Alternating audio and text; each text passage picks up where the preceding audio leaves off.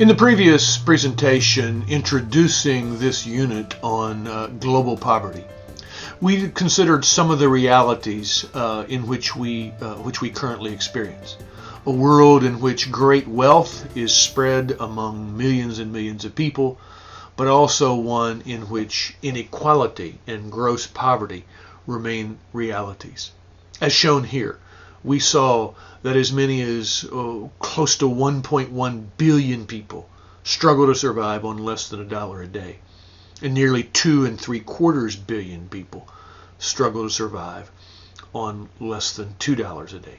95% of the world's population, or 5.4 billion people, live below what we regard as the poverty line in the United States.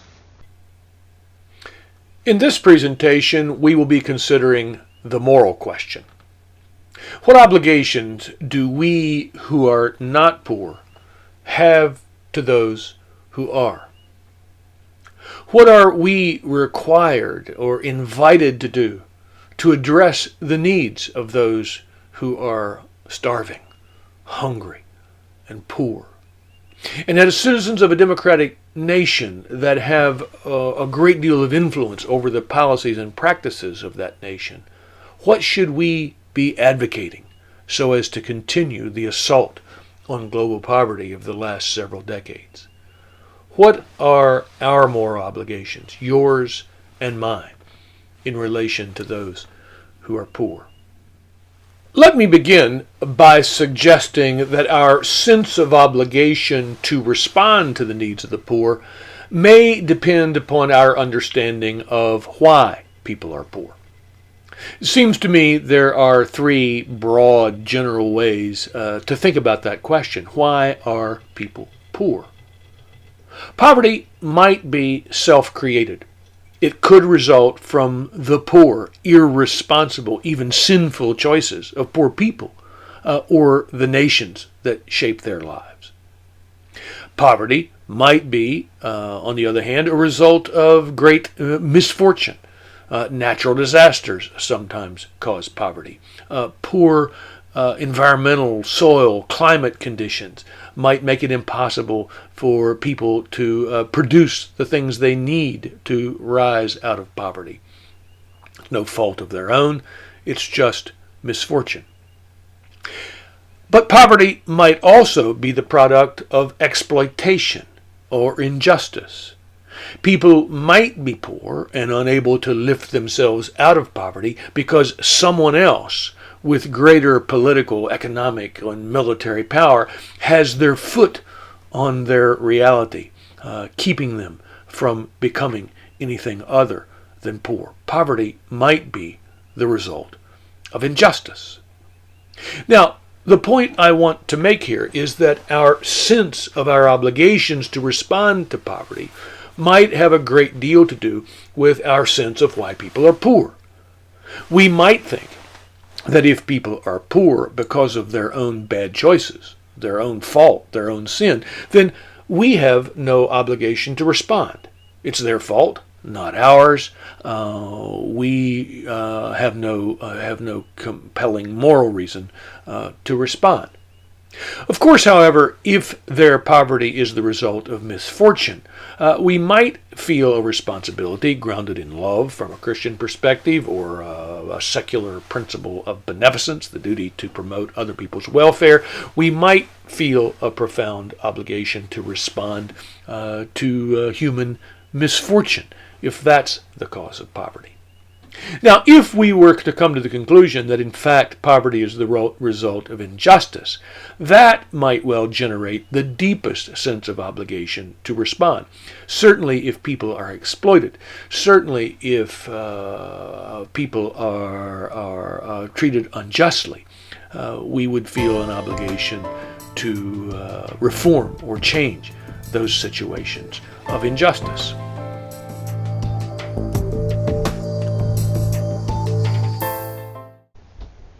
This is a class, of course, on Christian ethics, Christian social ethics. And so our focus is on how to think about our moral obligations in relation to poverty from the perspective of a Christian worldview. I would encourage you to think back about what we said about the principles of love and particularly justice as rooted in the Bible. You'll recall that I said way back then that there are three basic biblical themes relevant to the issue of justice and poverty. First was this: God acts in history, according to the Bible, for justice and with special regard for the poor and the oppressed. Secondly, responding to the needs of the poor and oppressed is a moral priority for those who seek to live in faithful relation to the God of the Bible, the God revealed in the Bible. Third, finally, the situation of mass poverty and inequality and oppression that reigns now shall not be when God's kingdom comes, when God reigns, when God has finished the work that he began in creation and continues in the redemption in Jesus Christ. You might recall some of the Old Testament or Hebrew Bible themes we noted. We talked about the provisions in the Old Testament covenant law after the children of Israel had been freed from slavery in Egypt and made an independent people. Their covenant laws provided for or included provisions for providing for the needs of the poor and the oppressed. Remember particularly the Sabbath year and Jubilee year requirements. You'll recall the prophets, Amos, Jeremiah, Hosea, and their denunciations of injustice. I hate your solemn assemblies, said Amos, but let justice roll down like waters and righteousness like an ever-flowing stream. Or Micah, he has shown you, O mortal, what is good. Love kindness, do justice, and walk humbly with your God. And we talked about these themes from the New Testament. Many believe that it's significant that Jesus, the incarnation of God, or God in human form, according to Christian belief, was himself a poor, oppressed, marginalized person. Jesus understood his message as good news for the poor. And he proclaimed the presence and the coming of the kingdom of God, in which all things would be made new. The poor and the hungry would be fed. God would wipe away every tear caused by oppression and poverty and war from our eyes. And you may remember Matthew 25, where Jesus describes the final judgment based on our response to the poor. Those who were judged righteous and worthy of life in the kingdom of God were so because they had responded by visiting the sick, feeding the hungry, clothing the naked. As surely as you have done it unto the least of these, Jesus says, you did it unto me. Interestingly, Christianity often says it's our relationship to Jesus that determines our salvation. Jesus himself said, your relationship to me has to do with your relationship to the poor, the oppressed, those in prison. Now, on the basis of that biblical background, I would make the argument that from a Christian perspective, why people are poor is irrelevant with respect to the question of our obligation to respond. We are obligated, or we recognize ourselves as obligated to respond to the needs of those who are poor, no matter how or why they have become poor. A loving person is one who is willing and quick to respond to the needs of others with effective action. A loving person will respond to poverty no matter what the source or cause of that poverty. Love means doing unto others as you would want done unto yourself. If you were poor, no matter what the cause of your poverty, you would want those who are able to respond to your needs because of that poverty. Therefore, the person of Christian love will respond. Remember, all are our brothers and sisters. Our obligation of love extends to all, including our enemies. And I would argue, including those who are poor because of their own poor, even sinful choices. Remember the comments I made about the relationship between Christian humility and love. We are humble as Christians, or should be humble, because of our recognition that we too, along with all other human beings, are sinners. And remember the point that I made, that humility undermines any sort of sense we might have that our obligation to respond to the needs of others is limited or cut off because their needs are created by their own sin. No, we too are sinners, and in humility recognize that reality. Therefore, we are not excused from responding to the needs of others because they are sinners. Finally, remember that the goal of Christian love is unity, wholeness, community, the welfare of all, the participation and inclusion of all in a community that responds to the needs of all is our most, or among our most significant goals as Christian persons. Therefore, restoring the poor to full equality within the human community is a major objective of Christian behavior.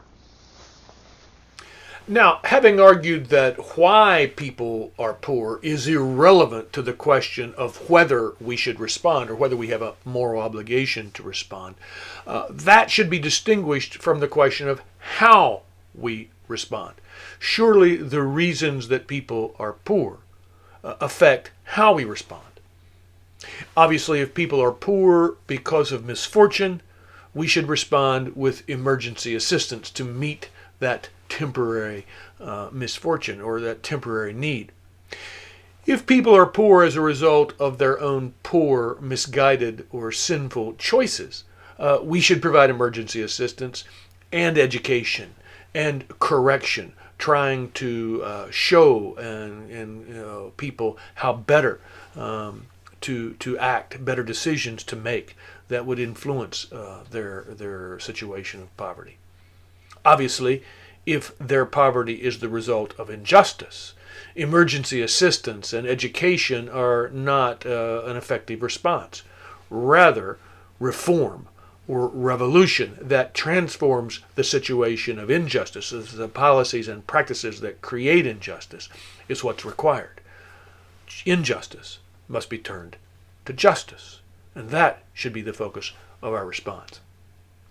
Now, let's be clear, these are not mutually exclusive. Often poverty is the result of a combination of misfortune, poor choices, and injustice. There may be elements of all three. And our response to poverty will also be complex. Emergency assistance, correction, and revolution or reform. I want to spend some time now to reflect on one particular dimension of Christian obligation in relation to those who are poor. I want to speak about our obligation to be people of compassion who share the suffering of those who are poor or oppressed, our solidarity with them, our fellowship with them, not simply doing for them, but doing with them and accompanying them in their struggle against poverty or injustice. In reflecting on this, I want to remind you of something I talked about earlier, and that is a project by the World Bank called Voices of the Poor, where they went out and interviewed poor people around the world. And they came up with a 5-part summary of what it meant to be poor, according to the testimony of those who are poor. 4 of those 5 findings are probably not at all surprising. Poor people told the World Bank representatives that poverty is a complex and multi-dimensional phenomenon. Of course, the second point, its primary reality is one of a lack of what is necessary for material well-being. Poor people lack money. Poor people lack access to food, shelter, healthcare, those things that are necessary to human survival. They lack the resources for getting a good education. They also commented on the absence of what we would call infrastructure. That is to say, roads, transportation systems, water supplies, health facilities, markets, all of which make it possible for a person through their own individual efforts to lift themselves up by their own bootstraps. You often hear that phrase. People who are not poor will say, well, I lifted myself up by my own bootstraps. Why can't those who are poor now do the same? Well, what poor people often tell us is that the infrastructure that is necessary to enable an individual to lift themselves out of poverty is often precisely what's missing. They have no straps on their boots to lift themselves out of poverty. Finally, poverty involves a lack of social, political, and cultural assets or resources. We often say it's not what you know, it's who you know. Poor people often lack the connections that make it possible to seize or to even have opportunities that enable them to lift themselves out of poverty. Now, it's the third dimension I want to focus on here, and I have referred to this before. It's what the World Bank, the Voices of the Poor Project, called the psychological dimensions of poverty. Poor people's definitions reveal important psychological aspects of poverty, the World Bank said.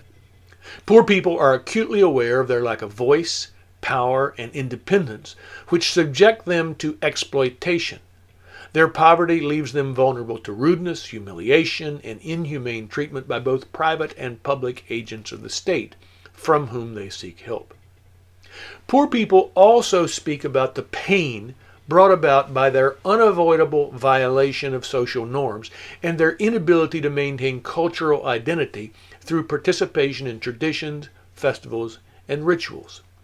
Their inability to participate in community life leads to a breakdown of social relations. Now, it's this last part that I find most interesting, and I've referred to before, but I want to recall for you. Poor people speak about the pain brought on by their unavoidable violation of social norms. That is to say, poor people experience themselves as sinful or as immoral, and as a result, they are often alienated from their communities, unable to participate in community life. This reality helps us to recognize the significance of a particularly noteworthy aspect of Jesus' teaching and his ministry. Jesus seemed to emphasize and practice fellowship with the poor. It's not just that he forgave poor people, he ate with them. And in Matthew 9, we hear of a story in which he was criticized for eating with sinners. Jesus instructed his followers to invite the poor to our banquets or our parties, not just to forgive them, but to offer them fellowship, community. And he told a parable about the kingdom of God, in which the kingdom of God is portrayed as a banquet, a festival, to which the poor and undesirables especially are invited. Now, all of this begins to make sense, and we see the universal validity of this teaching and Jesus' example, because it is a direct response to poor people's experience globally and across time that they are sinners who have been cut off because of their sin from the community. We respond to their need by forgiving them and by accompanying them, offering them fellowship at our tables. The bottom line in all of this is this: Christians and all people of goodwill should make addressing the needs of the poor, addressing the reality of global poverty with effective action, should be a moral priority. Christians and their denominations and their local congregations should become educated about poverty, hunger, and economic justice. Christians and all people of goodwill should provide more for emergency relief, and encourage their governments to do the same. We should give people fish to eat. Christians should provide more and better developmental assistance, programs that enable people to provide for themselves, lifting themselves out of poverty. We should not only give fish, we should teach people how to fish. And finally, Christians and all people of goodwill should advocate and demand policies that reform the situations of injustice and exploitation that cause poverty. Give people fish, teach them to fish, but make sure that people have access to fishing poles and ponds. Injustice often makes it impossible, even if people have the knowledge and skill to provide for themselves. Injustice makes it impossible for them to do so. Christians and people of goodwill should demand that such policies and practices that keep people in poverty, despite their best efforts, those policies and practices should be ended now.